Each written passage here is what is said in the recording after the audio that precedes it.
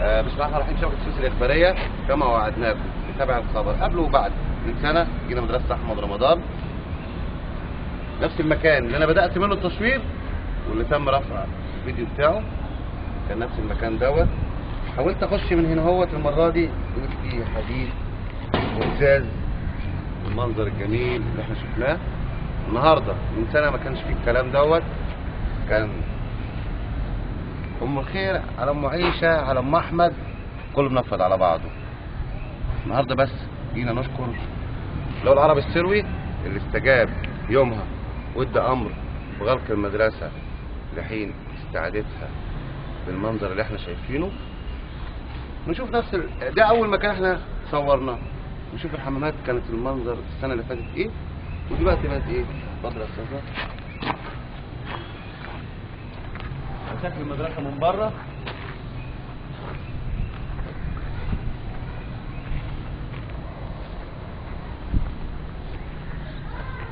يا ترى من جوه اتوضب زي ما اتوضبت من بره.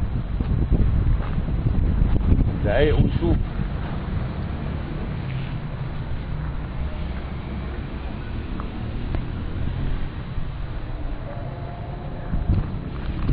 ضد مرة المية المرة اللي فاتت ما كانش في دورة مية من أساسه، ولا كان في حنفيات، ولا كان في أي حاجة تصلح للاستعمال الآدمي. شوف النهاردة المدرسة بعد شهور وصلت لإيه.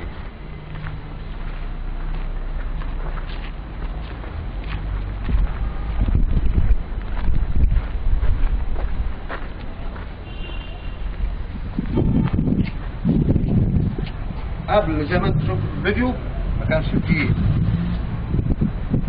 حنفيات، النهارده احواض وحنفيات. هذا الحمام اللي دخلنا السنه اللي فاتت ما كانش فيه حمام من اساسه. احواض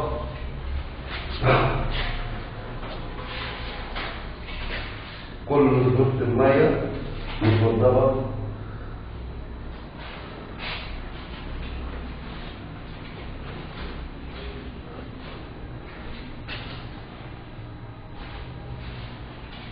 تمام. قلنا المكان دوت كان فيه هيش وكان مرصع للثعابين والحشرات الضاره. النهارده ده المكان اهو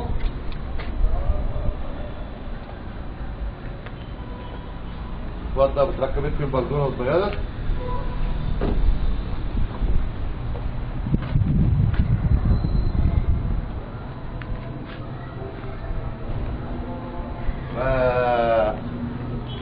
انا بقول اللغه العربي متشكرين على الاستجابه السريعه، وان انت فعلا قدرت تاخد قرار حاسم من اجل اولاد السويس وابنائها، وقدرت ترجع المدرسه مدرسة آدمية. بقى نشوف مدير المدرسة اللي احنا سجلنا معاه السنة اللي فاتت والمدرسين. يا ترى هي دي المدرسة اللي دخلها الجامعة العربي خير السنة اللي فاتت ولا لا؟ وايه طلباتهم وايه الاحتياجات بتاعتهم؟ اتفضل.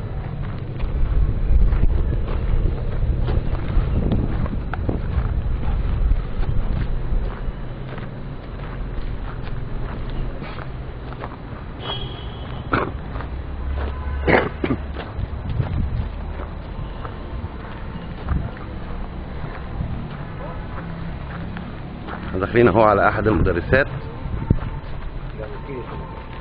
السلام عليكم. تعرفينا بحضرتك؟ عرفينا بحضرتك. انا راجية حسان، وكيلة شؤون عاملين بمدرسة احمد رمضان. حضرتك متواجدة في المدرسة دي منذ ما يقرب قد ايه كده بالظبط؟ انا هنا من 2000 يعني ثالث سنة ليا. يعني انت كنت قاعدة قبل المدرسة تبقى بالمنظر دوت؟ طبعا كانت خرابة. ده انا كنت بقول انا قاعدة في إصلاحية مش مدرسة. طب النهارده الحمد لله بقت مدرسة. طب لو حبيت توجهي النهارده رسالة شكر توجهيها لمين؟ والله انا اشكر استاذ طبعا محافظ، يعني المحافظ طبعا هو اللي جه شاف الخرابة اللي احنا كنا فيها واصدر اوامره ان المدرسة تتقفل لغاية لما تبقى مدرسة، والحمد لله بقت مدرسة. وطبعا الاستاذ محمد طبعا هو اللي بقى يسعى هنا مين وهنا. أستاذ محمد؟ محمد البيسي مدير بقى المدرسة. يسعى هنا وهنا وهنا لغايه لما الدنيا اتصلحت بقى. هو زيارة المحافظ جت تاني يوم منذ تولي مدير المدرسة، صح؟ أيوة. طبعا كانت بالمصادفة. طبعا يعني ده جالنا بالخير اقول لك. الحمد لله. طيب انتوا المدرسة النهارده يعني هنقول ايام وهتشتغل، هيبدأ العام الدراسي طبعا الجديد. بقت مدرسه انت هتخلي الناس تشتغل، يعني هتخلي حتى المدرسين يبقى عندهم حماس ان دي هل هيتم الحفاظ عليها من قبل إدارة المدرسة؟ والله يعني احنا على قد ما هنقدر، كل واحد هيبقى تعاون بقى، تعاون مع الإدارة مع المدرسين، كله يتعاون كده عشان يحافظوا على المدرسة.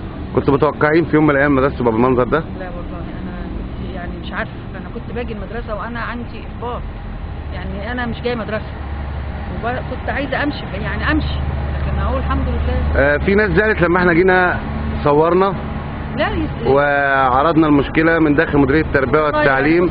كنت متوقعة ان الاستجابة بتاعت الخبر بتاعنا تلاقي قبول مسؤول؟ بس الناس كويسة طبعا، كانوا مبسوطين من المدرسة هتتصلح، وفي ناس بقى النفوس دي اللي مش عايزة المدرسة تفضل خرابة زي ما هي دي بقى، دول ربنا معاهم بقى، ربنا يسامحهم. في حاجة لسه تاني محتاجاها المدرسة؟ طبعا لازم تحتاج، طبعا عايزين عامل، أهم حاجة عامل يأمن المدرسة. أنا عايزة عامل. هو أنا كان عندي علم السنة اللي فاتت أثناء زيارة السيد وزير محافظ السويس إنه وعد مدير المدرسة بتوفير عامل أول ما المدرسة تشتغل، وإحنا بنطالب السيد اللواء محافظ السويس ونضم صوتنا لصوت وكيلة المدرسة، نتمنى توفير عامل للحفاظ على المدرسة. المدرسة ديت كانت تدار انا اقول لك بقى، مش هقول بقى مخدرات، كانت وقر لكل حاجة. اكتر من كده كمان، كنا بنيجي نلاقي بلاوي هنا في المدرسة. شكرا يا فندم. طيب ناخد الاستاذة، حضرتك شغالة ايه هنا وتعرفي بنفسك؟ دعاء علي، اخصائية نفسية، شغالة بقالي سنة ونص. يعني جيتي هنا قبل ما المدرسة تتظبط وتبقى مدرسة في حق وحقيقي. في حاجة تحبي تبلغيها أو رسالة تبلغيها لحد؟ احنا أولا بنشكر السيد المحافظ، ونشكر برضه الأستاذ محمد البلبيسي، لأنه هو برضه اللي كان عمال بيسعى هنا وهنا إن المدرسة تبقى مدرسة في حق وحقيقي. ونفسي إن احنا كلنا نتعاون عشان بس خاطر الطلبة، إن هو حد جديد يطلع كويس يا رب، عشان خاطر البلد. كل سنة وأنت طيبة. حضرتك طيب. الجندي بقى المجهول استاذ محمد البيسي. النهارده انا هرفع النقاب لاول مره واقول احنا ما جيناش بالصدفه، اول مره احنا جات لنا معلومه من الاستاذ محمد البلبيسي مدير المدرسه، قال يا جماعه انا النهارده طلع لي قرار ان انا امسك مدير مدرسه احمد رمضان. رحت المدرسه لقيت وقر مش مدرسة. كلامي صح ولا غلط يا فندم؟ لا، هو كلامك صح، ولو لم يكن هنالك إيجاب وغيرة على البلد من حضرتك ومن الأستاذ عماد الاثنين، ولبيتوا الدعوة استجابة لرغبة كاملة بأن المحافظة بتاعتنا تتغير بشكل مؤسسة تعليمية محترمة كانت قال بيها الزمن وبدأت إنها ترجع، يعني بنتمنى إن هي تكون رجعت بفضل ربنا وبجهدكم في المرة الأولى وفي الاستقبال اللي عجل بزيارة اللواء العربي. كنت متوقع استجابة محافظ السويس بالسرعة ديت؟ نهائيا لعدة الاعتبار، لأن اللواء العربي السري وقتها كان لسه جاي من محافظة جديد. كنت متوقع القرار الجريء اللي خده بغلق المدرسة؟ حقيقة يعني أنا كنت متوقع حاجة واحدة، إن هو بالكاد يقدر إن هو يوفر لنا تخت مكان التخت اللي كانت مسروقة والأشياء اللي هي كانت مش موجودة في المدرسة، ده بالكاد. لكن الراجل فعلا حتى كان بيتساءل يعني من ضمن الأشياء الحل إيه، وكنا بنعرض بعض الحلول وهو استجاب وأضاف لبعضها إن احنا ننتقل لمدرسة ابتدائية تانية، فدورنا على أقرب مدرسة ابتدائية بناء على تعليماته كانت مدرسة أحمد عرابي. عانيتوا في السنة ديت في المدرسة الثانية؟ عانينا الأمرين، لأن لما تبقى أنت في بيتك غير لما تبقى. طب هو في سؤال بقى، يعني أنا ما أعرفش من حق أسأله ولا لأ. نسبة النجاح السنة اللي فاتت في الفترة اللي أنتوا كنتوا فيها بره المدرسة كانت قد إيه؟ أحمدك يا رب وأشكر فضلك. نسبة الامتحان النجاح النقل تعدت ال 85%، ونسبة النجاح في الشهادة الإعدادية لم يرصد من مجموعة طلاب اللي هو عددهم 275 واحد إلا 9 أفراد. ودي نتيجة يعني غير مسبوقة ولا عند حضرتك علم بالداتا اللي حصلت السنة اللي قبل منها؟ عندي النتيجة كانت أدنى بشكل رهيب، وكان عندي كم من الطلبة تحولوا من المدرسة لاستنفاذ سنوات الرسوب إلى المرحلة المهنية بشكل مبالغ فيه عن العام. يعني هنقول العصر الذهبي. ولا لا لا وكانوا خارج قطعا لكلام حضرتك، وكانوا خارج المدرسة. تمام. يا ترى الولاد السنة دي هتخش المدرسة؟ هنشوف أحمد رمضان دي يتضرب بيها يعني المثل، زي ما أنا كنت أيام زمان في أيام الابتدائي والإعدادي كنا يقول لك من أشطر المدارس وأنبغ المدارس بتطلع منها أحمد رمضان. هو أنا بتمنى حاجة وبسعى إن أنا أعملها، ولله الحمد وأحمد ربي وأشكر فضله. إحنا بدأنا فعلا في عملية إعادة تخطيط وترسيم المدرسة بعد استلامها من هيئة الأبنية. فجبنا خطاط هو من أفضل خطاطين السويس الأستاذ يحيى محمود، من الأفاضل في مجال الرسومات وما شابه ذلك.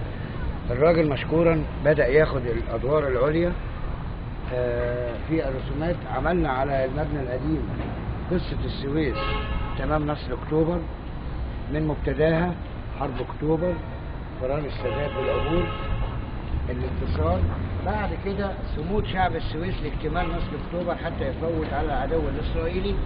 فكرة المقايضة السويس قدام ال 15 كيلو اللي تم استردادهم بفعل القوات المسلحة المصرية خلال 22 يوم من 6 أكتوبر إلى. طب هو في سؤال كده، أنا شايف إن المدرسة اتوضبت بره ومن جوه، بس أنا بالنسبة للمقاعد بتاعت الطلبة، لا حتى تاريخهم احنا مبلغين الإدارة التعليمية عندنا، مبلغين المديرية، احنا في حالة عجز ل 280 مقعد وتختة للطلاب، في حالة عجز في الإدارة. أنا الأوضة بتاعتي غير مكتملة وغير متواجدة نهائي، تم سرقتها ونهبها في العهد السابق.